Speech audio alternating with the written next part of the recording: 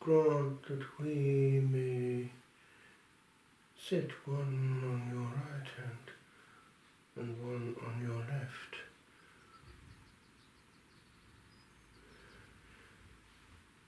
Is it not true that the illness of careerism has always been present in the Church? Indirectly, as we seek our own glory,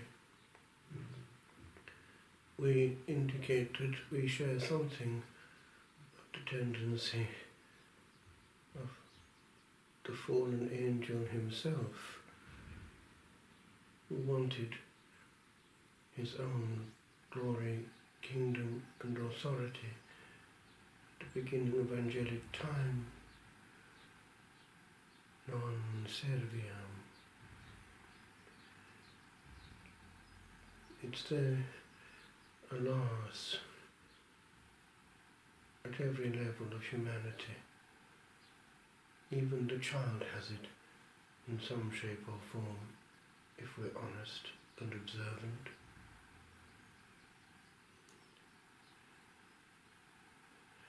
It's not helpful either if a child has no siblings, because without siblings he becomes accustomed to having a lot of attention and becomes bit by bit the center of his own solar system. In large families, by tendency, the children are used to thinking about others, and twins are particularly that way inclined, but they've always had someone else to think about from the first moment.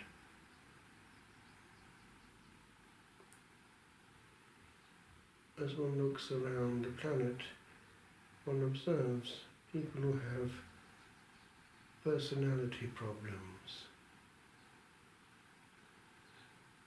Certain traits emerge. They cut across others when others are talking. They presume that their own opinion is the correct one. It is difficult to talk to them on an equal par, on people who want somehow to reign over us. They have to have that authority.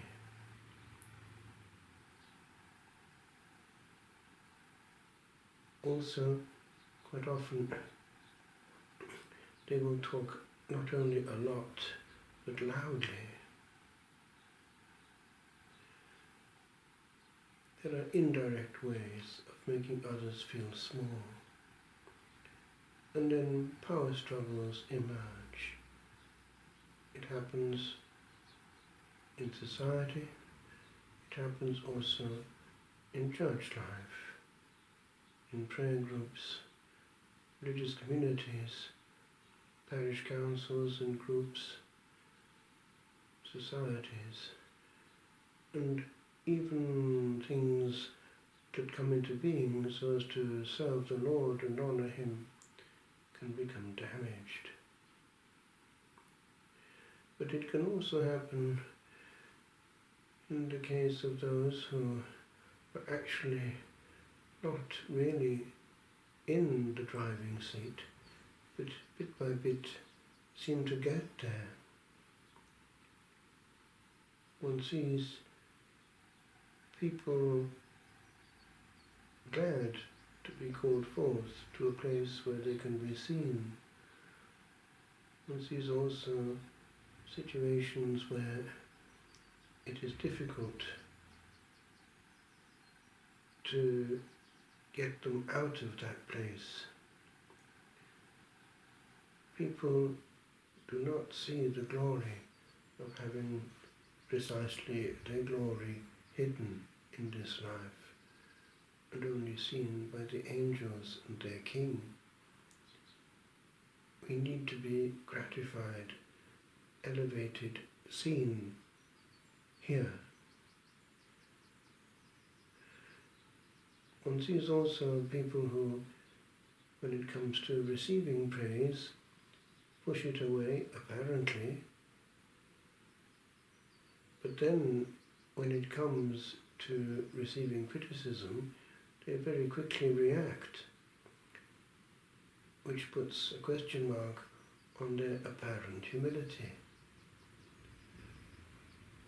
One saint said, "Je me méfie de l'humilité qui se montre." I am suspicious of humility that demonstrates itself.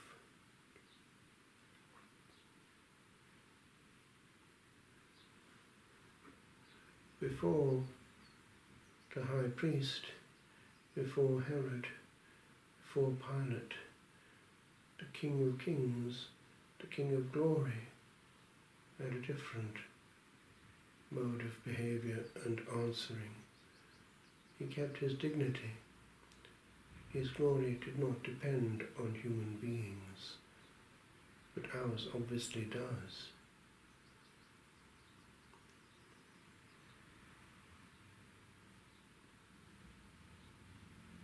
This gospel concerns us all. Is it not true also that on a daily basis, a humble soul, that is a truly hidden soul, not out to gain attention, tends to draw more with regard to our own natural heart's inclination and affection than a soul that must have at all costs that attention. Pride, because it participates in the same sin of the original fall of the angels, is an ugly vice.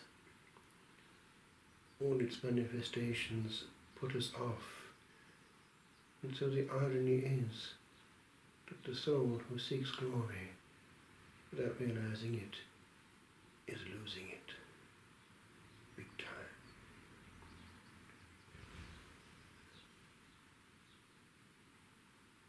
Lord, I pray thee, be thou enough for me. It is enough that I be seen by thee.